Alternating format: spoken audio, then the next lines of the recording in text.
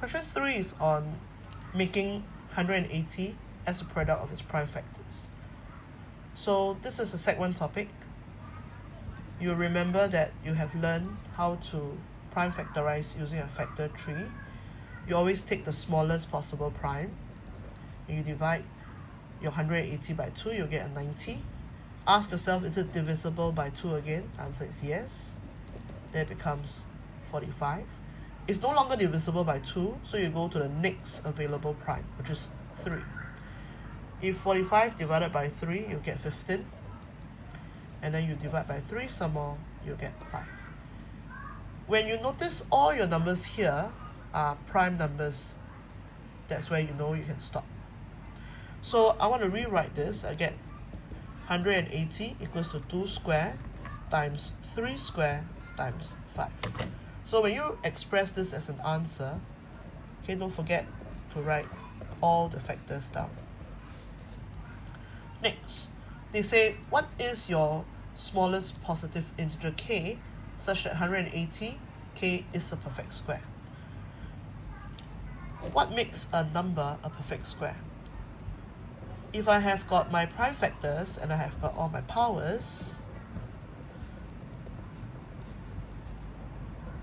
it is important to note that for it to be a perfect square, all my index here, all the index in every single one, it has got to be even number. Once you can achieve that, then you can say that that number is a perfect square. So let us examine 180k. If you are to break it down, 180 will be broken down into 2 square times 3 square times 5 times k.